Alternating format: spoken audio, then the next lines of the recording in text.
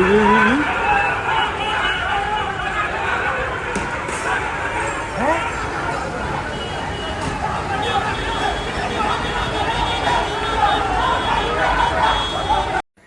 കൂട്ടുകാരെ നമസ്കാരം. Puthuppally today live ന്യൂസിലേക്ക് സ്വാഗതം.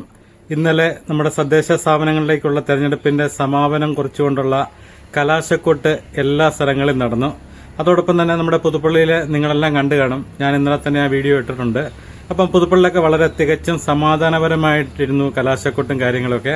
അതുപോലെ ഞാൻ ഇന്നലെ നോക്കിയപ്പോഴത്തേനും ഒരുപാട് സ്ഥലത്ത് അക്രമങ്ങളൊക്കെ ഉണ്ടായി.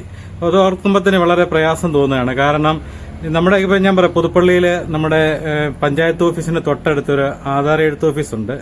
അവിടെ 3 ജോലിക്കാരുള്ളത് 3 പേര് 3 സ്ഥാനാർത്ഥിമാരാണ്. ഒരു ഓഫീസിൽ തന്നെ ഇരിക്കുന്ന ആൾക്കാരാണ് 3 ഇതിലേക്ക് മത്സരിക്കുന്നത്. അപ്പോൾ അവരൊക്കെ തികച്ചും സൗഹൃദമായി മത്സരം കഴിയുമ്പോൾ ആ ഒരു സ്നേഹവും ബന്ധവുമൊക്കെ കാത്തു സൂക്ഷിക്കുക എന്നുള്ളത് നമ്മുടെ ഓരോരുത്തരുടെയും കടമകളാണ്. മത്സരം എന്ന് പറഞ്ഞാൽ പഞ്ചായത്ത്, നിങ്ങൾ ഓർക്കണം, ഒരു ചെറിയ തെരഞ്ഞെടുപ്പാണ്. പഞ്ചായത്ത് ഭരണസമിതിയിലേക്കുള്ള തെരഞ്ഞെടുപ്പാണ്. അതിനുവേണ്ടി ഇത്ര അക്രമങ്ങളും ഒക്കെ ഉണ്ടാക്കുക എന്ന് പറയുന്നത് ഒരുപാട് ആൾക്കാർക്ക് ബുദ്ധിമുട്ടുണ്ടാക്കി. എന്തെല്ലാം അനിഷ്ട സംഭവങ്ങൾ ഇന്നലെ ഉണ്ടായെന്നറിയോ? ഇതൊക്കെ കണ്ടപ്പോഴത്തേന് വളരെയേറെ സങ്കടം തോന്നി. എന്നാൽ നമുക്ക് ചിലയിടത്തെ കാഴ്ചകളൊക്കെ ഒന്ന് കാണാം. ഇത് കാലടിയിലുണ്ടായ സംഭവമാണ്. കലാശക്കൊട്ടിന്റെ ഇടയ്ക്ക് ഒരു ലോറിയുമായിട്ട് വന്ന്, അതൊരു തൊഴിലാളിയല്ലേ, അദ്ദേഹത്തിനായിട്ട് ആദ്യം തല്ലി. അത് അദ്ദേഹം അവിടെ വെച്ച് കൈ കൊണ്ട് തിരിച്ചു തല്ലി. പിന്നെ അദ്ദേഹത്തിന്റെ വണ്ടിയുടെ പുറകെ ആൾക്കാർ അലറിക്കോയി പാഞ്ഞു പോകുന്ന കാഴ്ചയാണ് കാണുന്നത്.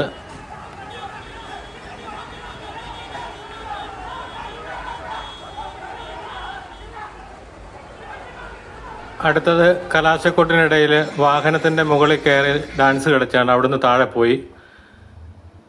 ഇതൊരു ആംബുലൻസ് കടന്നു വരുന്ന രംഗമാണ്. ഇത്രയും വാഹനങ്ങളൊക്കെ ഇട്ട് കിടക്കുമ്പോഴത്തേന് ഒരു ജീവനുമായിട്ട് വരുന്ന ഒരു ആംബുലൻസ് ആണ്. ഒരുപാട് ആൾക്കാർക്ക് ബുദ്ധിമുട്ടുണ്ടാക്കി. ഇതൊക്കെ തികച്ചും സമാധാനപരമായിട്ടൊക്കെ നടത്തേണ്ടതാണ്. എന്നാൽ മുണ്ടക്കയം സൈഡിലൊക്കെ മൗനമായിട്ടാണ് ആൾക്കാർ ഇതൊക്കെ നടത്തിയത്. വലിയ ബഹളമൊന്നും ഇല്ലാത്ത രീതിയിൽ എല്ലാവരും നല്ല രീതിയിൽ നടത്തുന്ന ആൾക്ക് ഇതുണ്ട്. ഇതുപോലെ തന്നെ ഒരു ആംബുലൻസ് വന്ന സമയത്താണ്, ഇത് മറ്റൊരു സ്ഥലത്തെ കാഴ്ചയാണ്. അവിടെ JCB ആണ് റോഡിന്റെ നടുക്ക് കൊടി ഉയർത്തുകയൊക്കെ ചെയ്തുകൊണ്ടിരുന്നത്. ആ സമയത്ത് അതുപോലെ ബ്ലോക്ക് ഉണ്ടാക്കി.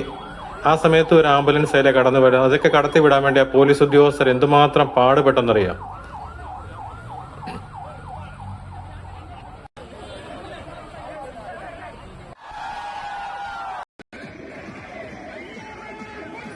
അതുപോലെ പലയിടത്തും സംഘർഷങ്ങൾ ഉണ്ടാക്കിയിട്ടുണ്ട്. ഉണ്ടോ? ഇതൊക്കെ അങ്ങോട്ടും ഇങ്ങോട്ടും ഒക്കെ ചെറിയൊരു കാരണം മതി.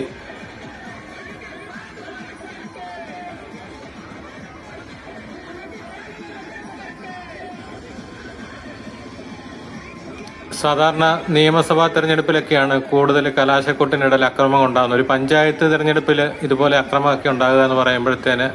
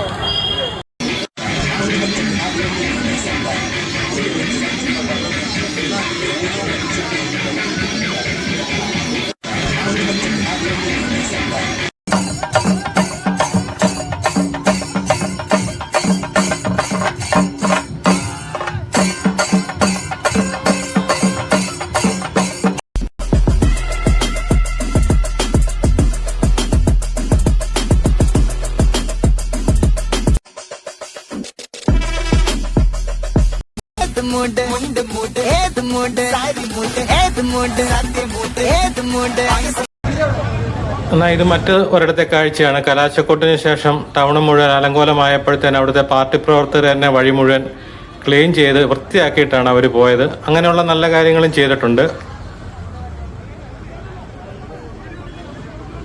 മത്സരങ്ങൾ എന്തൊക്കെയാണേലും ഏതൊക്കെ രാഷ്ട്രീയമാണേലും നമ്മുടെയൊക്കെ ബന്ധങ്ങൾ എല്ലാം കൈവിടാതെ സൂക്ഷിക്കുക എന്നുള്ളത് നമ്മുടെ ഓരോരുത്തരുടെയും കടമയാണ്, ഉത്തരവാദിത്തമാണ്. വരും കാലഘട്ടങ്ങളിലും അതെങ്കിലും ശ്രദ്ധിക്കുക. നിങ്ങളൊക്കെ ഓർക്കണം, രാഷ്ട്രീയത്തിൽ മുതിർന്ന നമ്മുടെയൊക്കെ തലമുതിർന്ന നേതാക്കന്മാർ അവരൊക്കെ ആ സൗഹൃദം ഏത് സമയം കണ്ടാലും ആ സൗഹൃദം കൈവിടാതെ കൈമോശം വരാതെ അവരെ കാത്തു സൂക്ഷിക്കുന്നുണ്ട്. അതൊക്കെയാണ് അവരുടെ വിജയം. അണികളെ സംബന്ധിച്ച് അണികൾ അങ്ങോട്ടും ഇങ്ങോട്ടും പരസ്പരം തമ്മിൽ തെല്ലുന്ന കാഴ്ചകളൊക്കെ കാണുമ്പോഴത്തേന് വളരെയേറെ പ്രയാസമുണ്ട്.